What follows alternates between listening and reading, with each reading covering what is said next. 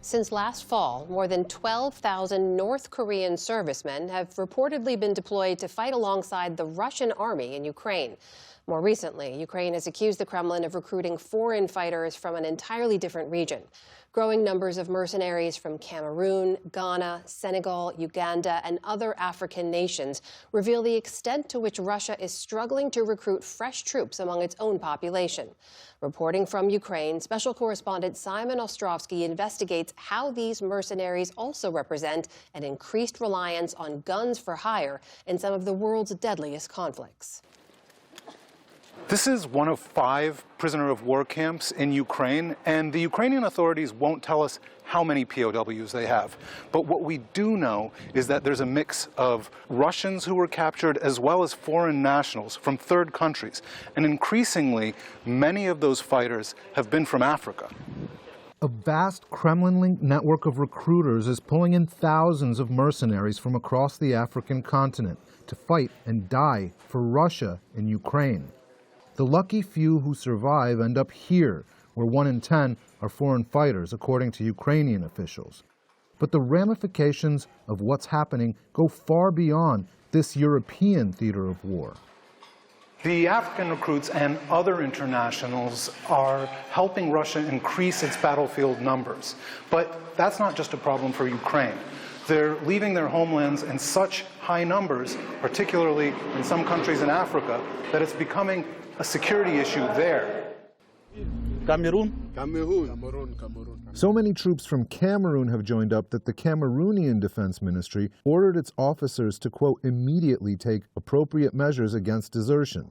All men in uniform are now banned from traveling abroad without special permission, according to this March document, which was provided to NewsHour by Atlantic Council fellow Ali Ibrahimi.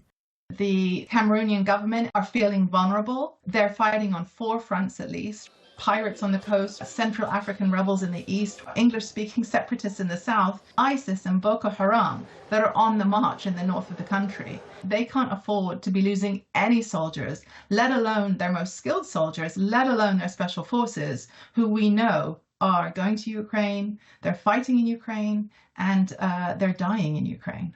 Non, ça va. Je suis du Cameroun. Je suis venu ici en Russie. While it's hard to know exactly how many men have enlisted, reportedly as many as 100 are dead or missing in action. Their loved ones now search for them across social media, posting pictures like these in the hopes that they'll be identified.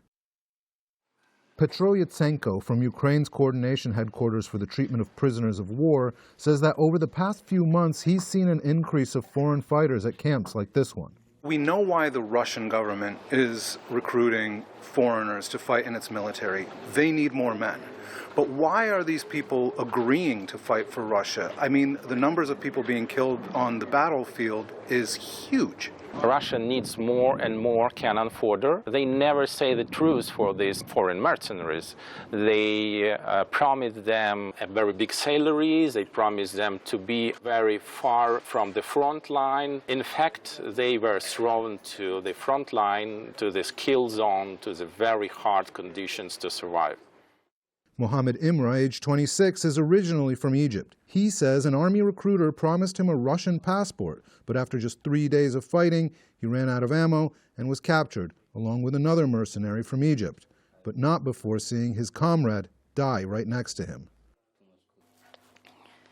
It was first time to me. It was too much hard, no? And you see him like just die and you can't do anything. You can't help him, you can't do anything. Ukrainian military officials report a flood of mercenaries like these 2 men on the front lines in the past year and say most don't survive more than a month. Recruited from countries such as Uganda, Kenya, Togo, and South Africa, over 1,400 citizens of 36 African states are currently fighting for Russia, according to Ukraine's foreign ministry. Russian recruiters target active duty servicemen across African countries, promising salaries 10 times what they make at home, sign-up bonuses upwards of $2,000, and even Russian passports. A Russian man from Cameroon will go serve in the special military. And it's not just Russia that's growing more dependent on mercenaries and private military companies, or PMCs. Brahimi warns of a growing mercenary storm, with Russia's tactics capturing the attention of both American defense firms and the White House. Reportedly, the Trump administration is considering private sector solutions for problems as varied as peacekeeping in Ukraine to security along America's southern border. In Gaza, the White House has already come under fire for using military contractors to distribute food aid. It's part of this broader phenomenon where the private security industry is now a go-to option to solve thorny security problems. So are we seeing the Trump administration echo what Russia has used PMCs for? This very much fits in with the general ethos of the Trump administration, and particularly his commitment to ending U.S. military commitments abroad.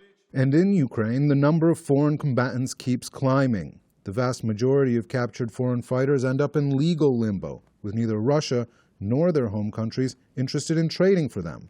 That leaves these men stuck in prisons for months, even years. Richard Kanu is a 42-year-old former soldier from Sierra Leone who was captured after 2 weeks of fighting. That was more than a year and a half ago. So what would you say to other young men from Africa who are thinking about coming to Russia to join the military? Even when I'm here now, still Africans are signing contract for Russians, because for now we have no hope. We don't have someone who can plead on our behalf how to get out of this place, and this is not the life I want to live. But as long as there are young men from some of the world's poorest countries dreaming of escaping the life at home, there will be no shortage of men fighting someone else's war for pay. For the PBS NewsHour, I'm Simon Ostrovsky in Western Ukraine.